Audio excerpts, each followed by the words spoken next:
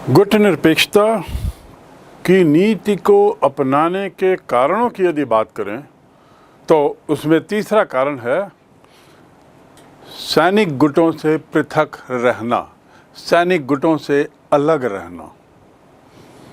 1945 के बाद जैसा हमने जाना, लगातार समझा है कि विश्व दो गुटों में बंट चुका था और सन 45-50 की जो अवधि है उसमें एशिया और अफ्रीका के बहुत से नए देश सामने आए, नए देशों का उदय हुआ।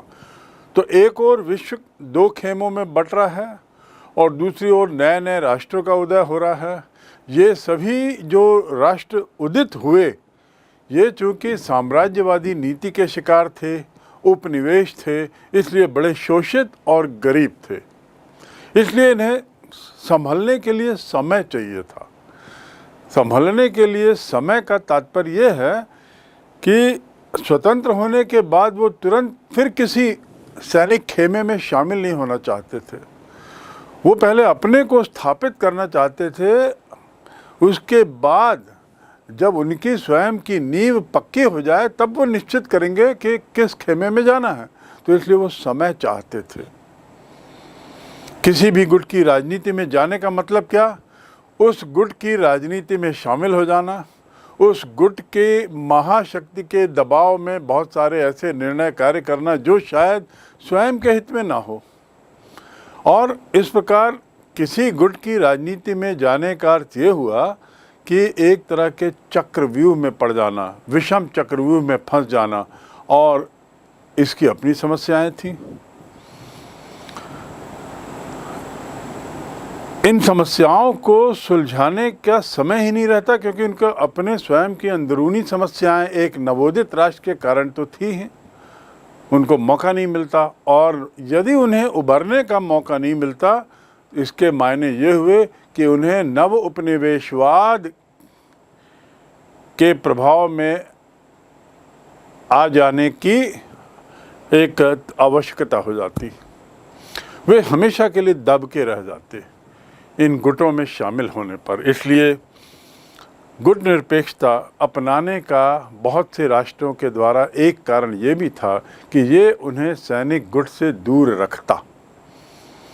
अगला कारण क्या है? मनोवैज्ञानिक। मनोवैज्ञानिक कारण से क्या अर्थ है? भावनात्मक विवशता, मनोवैज्ञानिक विवशता। केवल औपचारिक अर्थ में वो स्वतंत्र हैं ऐसा उन्हें कतई बर्दाश्त नहीं था कि दिखाने को हम स्वतंत्र हैं, लेकिन हमारे ऊपर कोई और सत्ता है जो हम पर हावी है, या हमें किसी अन्य सत्ता के दबाव में काम करना पड़ रहा है, आदि आदि। तो ये ऐसा दिखावा जो ऐसी जो स्वतंत्रता है वो केवल दिखावा रहती, औपचारिक रहती। तो इसलिए ये नवोदित राष्ट्र चाहते थे कि हम केवल औपचारिक रूप से स्वतंत्र ना हों, बल्कि बड़ी शक्तियों का प्रभुत्व, उनका प्रभाव, उनका दबाव, उससे एकदम मुक्त हम दिखाई दें। वास्तव में हम इनके दबाव प्रभाव से मुक्त रहें, क्योंकि अब ये बहुत हो गया। कई 100 वर्षों की गुलामी बहुत हो गई, और उससे अब जब हमें मुक्ति मिली है तो हम इसे अब रखना चाहेंगे, भरसक इसे वास्तव में स्वतंत्र रखना चाहेंगे। उन्होंने महसूस किया कि गुट निरपेक्षता में अपनी आस्था की घोषणा करके और जब भी किसी संदर्भ में अपना दृष्टिकोण प्रस्तुत करना पड़े या कोई कार्रवाई करनी पड़ जाए, तो वह एक नीति और कार्रवाई की स्वतंत्रता उन्हें मिली रहेगी। किसी भी तरह का निर्णय लेने की स्वतंत्रता उन्हें गुट निरपेक्षता की छत्र छाया में ही मिलेगी, गुट निरपेक्षता के छाते के नीचे ही मिलेगी। अन्यथा गुटबंदी की राजनीति में फंस जाएंगे। स्वतंत्रता उनके लिए बड़ी अहम थी, और वास्तविक स्वतंत्रता के वे बहुत बड़े पक्षकार और पैरोकार थे, क्योंकि वो स्वतंत्रता केवल एक प्रपंचना के रूप में नहीं चाहते थे। वो यदि वो गुट निरपेक्ष रहते तो जो भी निर्णय वो ले रहे हैं, जो भी वो कार्रवाई कर रहे हैं, उसमें वास्तव में ये साबित होता कि यह देश वास्तव में स्वतंत्र है, किसी के दबाव में नहीं है।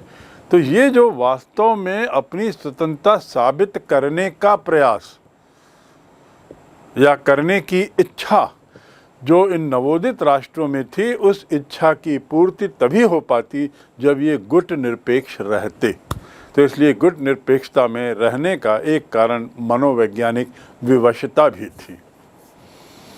अगला कारण भौगोलिक स्थिति, क्षेत्रीय स्थिति।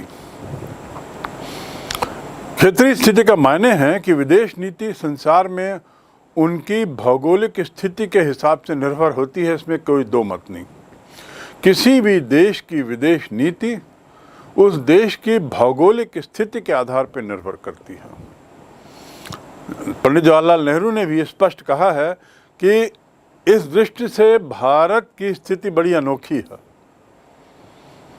भारत वैसे तो दक्षिण पूर्व एशिया से संबंधित है, लेकिन दक्षिण एशिया से भी कम संबंधित नहीं है। दक्षिण पूर्व एशिया से वैसे भारत का संबंध है, लेकिन दक्षिण एशिया से भी उसका कम संबंध नहीं है। पश्चिम एशिया से भी उसका काफ़ी निकट संबंध है। तो अब आपके पास तीन अलग अलग तरह के पड़ोसी गुट हैं, पड़ोसी राष्ट्रों का समूह है, और ये आप पे निर्भर है कि आप इसे किस दृष्टिकोण से देखें। परंतु भारत जो है वो इन सब के बीच में स्थित है।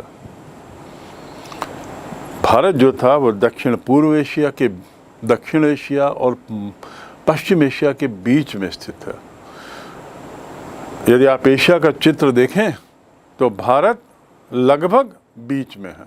सारे अंतर्राष्ट्रीय मार्ग देखिए यहीं से होकर गुजरते हैं, या इन देशों से जाने वाले जितने भी मार्ग हैं वह भारत की सीमाओं को छूते हुए, भारत से होते हुए जाते हैं। तो इस प्रकार हम कैसी विदेश नीति अपनाएं, इस पर उस देश की भौगोलिक स्थिति काफ़ी कुछ उसको दिशा देती है। जब आप व्यापार और वाणिज्य की दृष्टि से सोचें या प्रतिरक्षा की दृष्टि से भी सोचें तो भारत एक काफ़ी महत्वपूर्ण जगह पर स्थित है। व्यापार की दृष्टि से मैंने बताया ये तीनों क्षेत्रों के जो रास्ते हैं वो भारत को छूते हुए हैं। वाणिज्य की दृष्टि से भी, और सबसे बड़ी बात प्रतिरक्षा की दृष्टि से भी। इन मामलों में तो भारत एक तरीके से केंद्र बन जाता है, पश्चिम एशिया का केंद्र बन जाता है। नेहरू जी का कहना था कि भूगोल ने भारत को ये स्थिति प्रदान की है, इसीलिए इन तत्वों के कारण से इतिहास यह सिद्ध करता है कि भारत ने अन्य देशों को प्रभावित किया है और अन्य देशों ने भारत को भी प्रभावित किया। ये भारत की स्थिति का असर है, भारत की भौगोलिक स्थिति का असर है कि जहां भारत ने इन सब देशों को, इतिहास में आप नज़र डालें तो सब देशों को प्रभावित किया है अपने अपने तरीके से, अपनी सभ्यता से, अपनी संस्कृति से, अपने संबंधों से, व्यापारिक संबंधों से आदि आदि।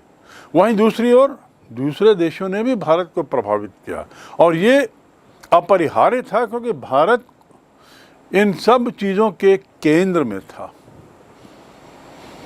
तो भौगोलिक स्थिति ने भी हमें इस बात के लिए सोचने को मजबूर किया कि हम क्यों न गुट निरपेक्ष रहें, क्यों न हम इन दोनों गुटों से हट कर रहें। छठवां कारण है स्वतंत्र विदेश नीति के संचालन की अभिलाषा। इसके क्या अर्थ हैं? स्वतंत्र विदेश नीति के संचालन की अभिलाषा।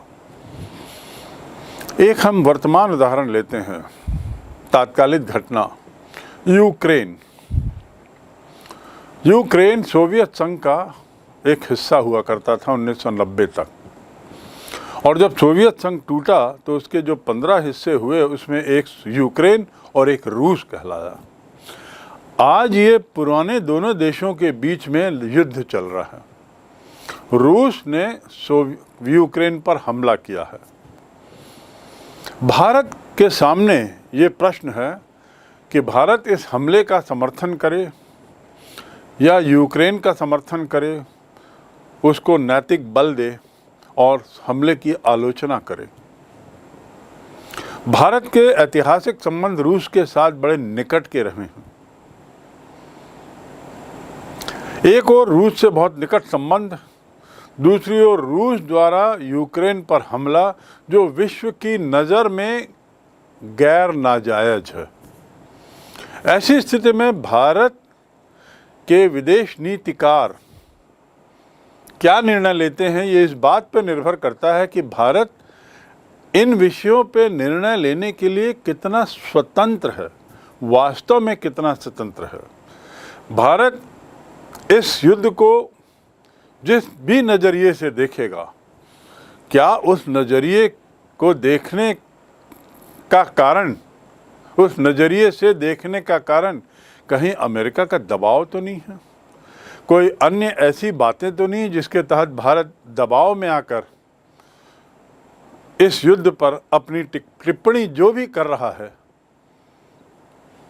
वह उचित या अनुचित हो। यदि हम इस युद्ध की बात करें तो भारत ने इस युद्ध के मामले में एक तरीके से तटस्थता रखी है। तटस्थता का अर्थ ये भी नहीं, जैसा मैंने पहले बताया, निष्क्रियता। तटस्थता रखते हुए उसने एक और जहां सुरक्षा परिषद में सोवियत संघ या रूस की आलोचनात्मक संबंधी निषेधाधिकार में भाग नहीं लिया, निषेधाधिकार के मतदान में भाग नहीं लिया, वहीं दूसरी ओर उसने यूक्रेन से भी संबंध बनाए रखे हैं। और यूक्रेन से संबंध बनाने के एक और महत्वपूर्ण कारण है कि भारत की एक बहुत बड़ी संख्या भारतीय जनता की वहाँ पर है। भारत के बहुत सारे विद्यार्थी, 20-25 हज़ार विद्यार्थी वहाँ अध्ययन कर रहे हैं। उनकी जान जोखिम में है रूसी हमले के कारण। तो ये जो पेचीदगियाँ हैं, इन पेचीदगियों को समझते हुए एक राष्ट्र पूर्ण रूप से स्वतंत्र निर्णय लेने के लिए स्वतंत्र है कि नहीं, ये बहुत अहम बात होती है। हर देश चाहता है कि हम अपनी नीति बनाने में स्वतंत्र रहें। हर देश की अभिलाषा होती है, इच्छा होती है, तीव्र इच्छा, उत्कंठा होती है कि वह अपने देश के हित में निर्णय ले सके। तो इसलिए हम कह सकते हैं कि नवोदित राष्ट्र जो एशिया और अफ्रीका के थे, ये गुट निरपेक्षता की नीति के माध्यम से अपनी स्वतंत्र शक्ति को दिखाना चाहते थे, अपनी स्वतंत्र शक्ति को स्थापित करना चाहते थे। गुट निरपेक्षता की नीति के फलस्वरूप आज ये किसी बड़ी शक्ति के उपग्रह नहीं हैं, सैटेलाइट नहीं हैं, और न ही उनके इशारों पर नाचते हैं। ये सब राष्ट्र अब स्वतंत्र निर्णय लेने के लिए काबिल हो गए हैं और स्वतंत्र निर्णय लेते आए हैं बिना किसी बड़ी ताकतों के दबाव के। सातवां कारण है आर्थिक कारण। गुट निरपेक्षता का एक अन्य आधार है आर्थिक। प्राय सभी गुट निरपेक्ष देश आर्थिक दृष्टि से कमजोर रहे हैं, पिछड़े हुए रहे हैं, रहन स्तर नीचा रहा है। इसलिए उनकी विदेश नीति का मुख्य लक्ष्य क्या होगा? आर्थिक विकास को बढ़ावा देना। उनका मुख्य लक्ष्य होगा आर्थिक विकास को बढ़ावा देना। यदि वे किसी सैनिक गुट में शामिल हो जाते हैं और इन महाशक्तियों के बीच के दांव-पेच के खेल में उलझ जाते हैं तो विकास नहीं कर पाएंगे। इसलिए भी उन्हें गुट निरपेक्ष रहना जरूरी था। आर्थिक विकास को, दूसरी ओर आर्थिक विकास को बढ़ावा देने के लिए न उनके पास पूंजी है, न तकनीकी कौशल। इसलिए ऐसी विदेश नीति अपनाएं जिसमें कोई शर्त रखे बगैर जहां से जो मिल जाए उसे स्वीकार कर सकें। ये शब्द बहुत महत्वपूर्ण है, कोई शर्त रखे बगैर, निःशर्त सहायता, जिसमें कोई शर्त ना हो, कोई शर्त रखे बगैर जहाँ से जो मिल जाए उसे वे स्वीकार करने की कुवत रखते हों, क्योंकि उन्हें इसकी सख्त ज़रूरत होती है। और इसके लिए ज़रूरी है कि किसी भी गुट में शामिल ना हों, क्योंकि यदि किसी एक गुट में शामिल होते हैं तो दूसरे गुट के राष्ट्र देश चाहते हुए भी उसे मदद नहीं कर सकते, और यह देश, ज़रूरतमंद देश, चाहते हुए भी उनसे मदद नहीं ले सकता, क्योंकि उस गुट के अन्य देश उस पर दबाव बनाएंगे मदद न लेने की, निःशर्त मदद, शर्तें रखेंगे, कुछ कंडीशंस रखेंगे। इसलिए आर्थिक कारणों ने भी ऐसे नवोदित राष्ट्रों को मजबूर किया कि वे किसी भी गुट में शामिल न होने के मार्ग को अपनाएं, और यही उनके लिए सर्वश्रेष्ठ रास्ता होगा, सर्वश्रेष्ठ मार्ग होगा। अगला, अंतर्राष्ट्रीय क्षेत्र में गतिरोध को दूर करने तथा अपने स्वतंत्र व्यक्तित्व को उन्नत करने। इसमें दो बिंदु शामिल हैं। अंतर्राष्ट्रीय क्षेत्र में गतिरोध को दूर करने, किसी तरह के गतिरोध बाधाएं हों उन्हें दूर करने, और अपने स्वतंत्र व्यक्तित्व को उन्नत करने की जो भारत की इच्छा थी, उसने भी भारत को गुट निरपेक्षता की ओर मोड़ा। पंडित जवाहरलाल नेहरू, तत्कालीन प्रधानमंत्री, जानते थे कि जो दुनिया दो गुटों में बटी है, ये दो गुट अपने अपने नज़रिए से दुनिया के मुद्दों को देखेंगे और इन गुटों में शामिल देशों को भी विवश करेंगे कि उनके नज़रिए से ही दुनिया की घटनाओं को देखा जाए। अंतर्राष्ट्रीय प्रश्न को अपने ही दृष्टिकोण से ये देश देखेंगे और अपने ही हित में वे उसका हल भी चाहेंगे, विभिन्न राष्ट्रों के हित में नहीं, अपने हित में। और ऐसी परिस्थिति में दोनों गुटों में समय समय पर गतिरोध होगा, तनाव होगा, विवाद होगा, जो स्वाभाविक है। दोनों में से किसी भी एक गुट की गलत धारणा बड़ी महंगी पड़ सकती थी। यदि इन दोनों गुट की ये गलत धारणा नहीं बनी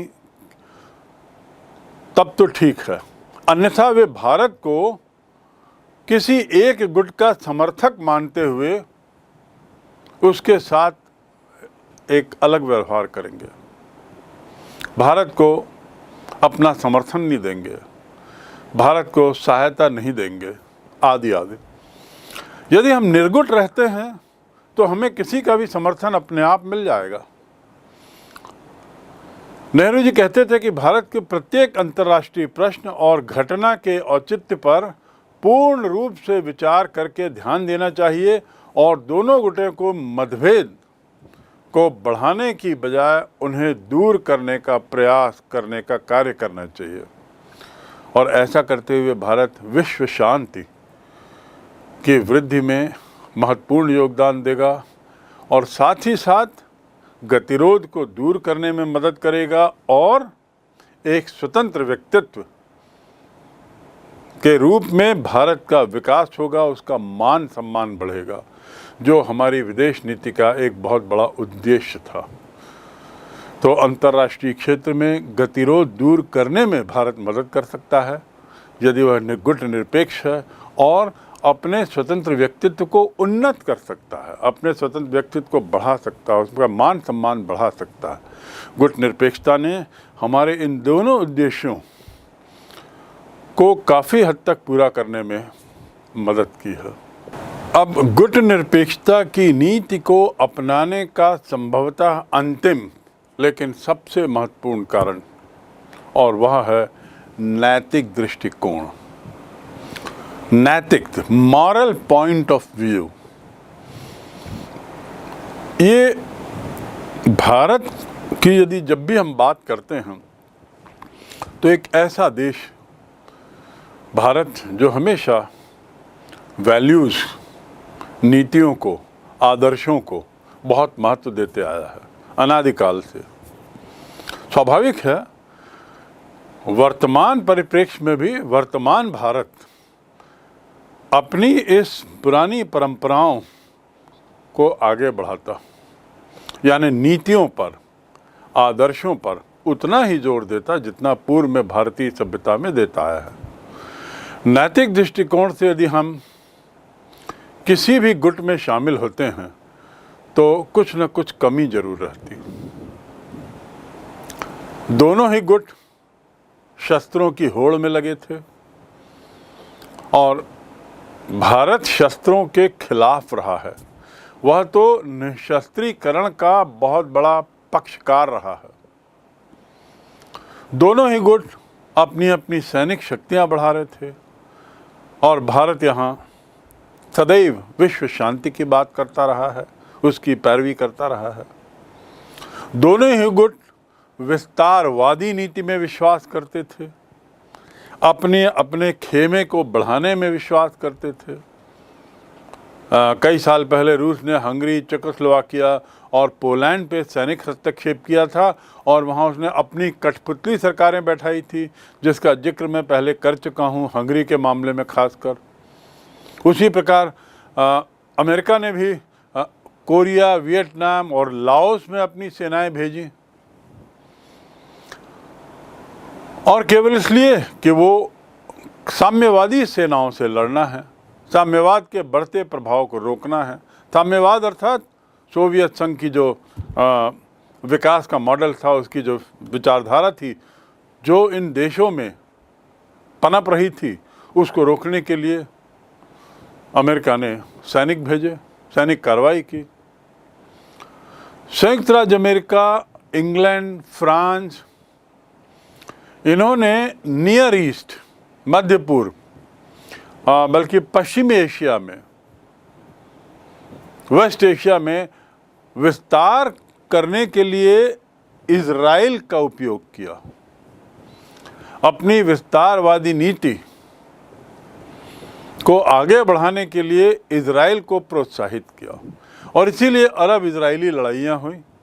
उसके पीछे और भी कई कारण थे, पर कहीं न कहीं इन दोनों गुटों की विस्तारवादी नीति इन सब युद्धों में दिखाई देती है। रूस ने भी इस प्रकार अपना प्रभाव बढ़ाने के लिए मिस्र और उसके सहायक देशों से कई बार युद्ध किया और सैनिक सहायता दी, असैनिक सहायता दी। यही कारण है कि इजराइल का मिस्र और उसके सहायक अरब देशों से कई बार युद्ध हो चुका है। इजराइल एक तरफ, मिस्र, अरब देश एक तरफ, इन दोनों खेमों के बीच में लड़ाई, और ये दोनों खेमे अलग अलग खेमों के एक तरीके से पॉन थे, एक तरीके से मोहरे थे। 1948, 1956, 1967 3 बार यहाँ पर लड़ाइयाँ हो चुकी हैं, बड़े युद्ध हो चुके हैं। चौथी बार इजराइल का मिस्र और उसके 7 देशों से 1973 में युद्ध हुआ। ये एक सतत रूप से एक युद्ध का क्षेत्र रहा है और 2 खेमों के बीच की लड़ाई के रूप में इसे देखा जा सकता है। ये दोनों महाशक्तियां स्वयं एक दूसरे से नहीं लड़ रही हैं, ये अपने खेमे में शामिल हुए देशों के कंधों से एक दूसरे पे प्रहार कर रही हैं। खुद गोलियां एक दूसरे पे नहीं दाग रही, बल्कि इन देशों के कंधों से दूसरे देशों पर प्रहार करने की बारंबार कोशिश होती है। तो इन दोनों देशों को तो वैसे कुछ नहीं हो रहा है। आप अमेरिका में देखें तो कभी युद्ध नहीं हुआ अमेरिकी ज़मीन में, सोवियत संघ की ज़मीन में कभी युद्ध नहीं हुआ, लेकिन इन लोगों ने पूरे विश्व के विभिन्न क्षेत्रों में युद्ध स्थिति बनाई, युद्ध करवाए और अपना हित साधने की कोशिश की, और उस हित के तहत हम कह सकते हैं विस्तारवादी नीति। हम पाकिस्तान की यदि बात करें तो अमेरिका उसके साथ सतत रूप से रहता है। अफगानिस्तान में सोवियत संघ किसी समय तक कब्जा बनाए हुए था। उसके बाद बहुत वर्षों तक तालिबान को हटाने के नाम से अमेरिका ने कब्जा बनाया हुआ था और लगातार सहायता दे रहा था। और ये पाकिस्तान अफ़गानिस्तान के नाम से जो अमेरिका जो सहायता दे रहा है पाकिस्तान अफ़गानिस्तान को, वहाँ के लोग उन हथियारों का उपयोग भारत के खिलाफ करते हैं। तो क्या यह विस्तारवादी नीति नहीं मानी जाएगी? और भारत के खिलाफ पाकिस्तान द्वारा हथियारों के उपयोग के मजबूत साक्ष्य अमेरिका के पास हैं। फिर भी अमेरिका इस बात से कतई नहीं हिचकता कि वह पाकिस्तान को हथियारों की सप्लाई करता रहे, क्योंकि उसी में उसका हित है। इसीलिए हम किसी भी गुट को सच का ठेकेदार नहीं मान सकते, चाहे वो अमेरिकी गुट हो, चाहे सोवियत संघ का गुट हो। हम ऐसा नहीं मान सकते कि दोनों में से कोई सा एक गुट जो है वो सच्चाई का रास्ते पर चलता है, सच्चाई का ठेकेदार है। और इसलिए इनमें से किसी भी गुट के साथ शामिल होना अपने को बहुत छोटा बना देना है, अपने नैतिक मूल्यों को तिरस्कृत कर देने के समान है, अपनी पुरानी परंपराओं, अपना पुराने इतिहास को भुला देने के समान है। इसीलिए भारत ने निर्णय लिया कि नैतिक दृष्टि से हमें प्रत्येक प्रश्न पर निर्णय लेना चाहिए, और यह तभी संभव है जब हम गुट निरपेक्ष रहें, किसी भी खेमे में शामिल ना हों। इस प्रकार हम कुल मिलाकर संक्षेप में कह सकते हैं कि भारत और भारत के साथ लगभग 100 से ज़्यादा देशों ने जो गुट निरपेक्षता की नीति अपनाई, उसका मुख्य कारण उनका राष्ट्रीय हित था। ये जितने भी कारण हमने समझे, आप देखेंगे इसमें एक कॉमन बात है, और वह कॉमन बात ये है राष्ट्र को सर्वोपरि रखने की ललक।